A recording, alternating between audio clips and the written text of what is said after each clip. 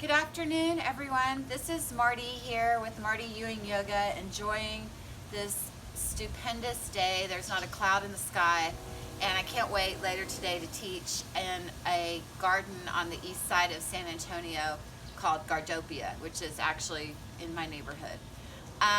For today's purposes, for the next few moments, I'd like to go over a pose that is very back friendly.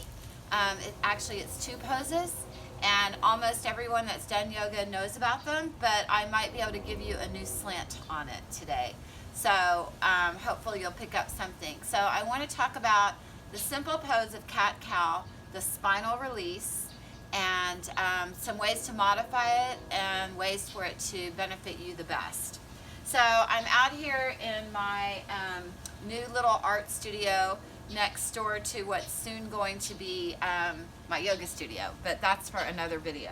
But I thought this was a great, happy place to do my practice, and I set my mat down. And if you've ever taken a class from me, you know that I always suggest two mats.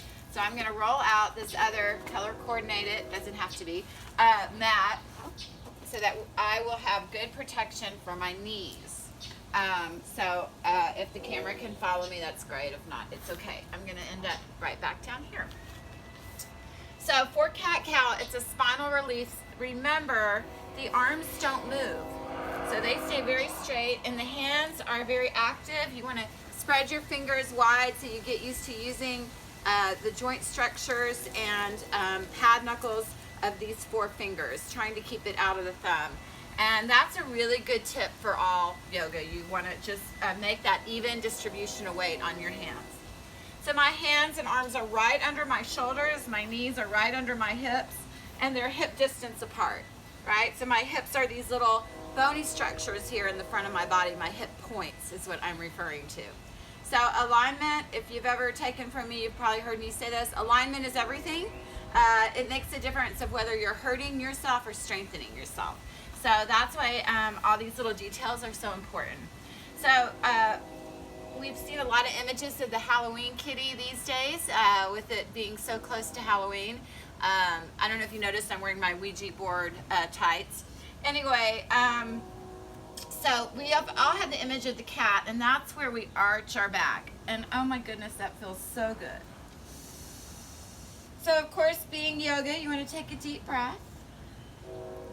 And then in cow pose, the tailbone to the ceiling. Notice how I pull my shoulders back. And I don't want to throw my head back. I just want to gently lead with my collarbone, my thyroid area, or what we also call our throat chakra. So that's my cow pose. See how I have a nice slant to my back, and then moving into cat. And you just match your breath and your movement. So maybe you inhale into cat. Notice it's all in the spine. Exhale into cow. Just working that spine in opposite directions. If you want to make it a little bit more core work, you can create a crunch when you do cat. So you find that last rib bone and the top of the hip, and you can squinch, and then you can form your cat around your crunch.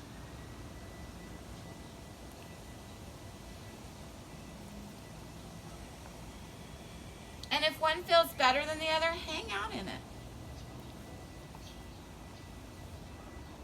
So what you're not doing is this with your arms. They're always straight. The back is straight, and it's just a simple breath and movement.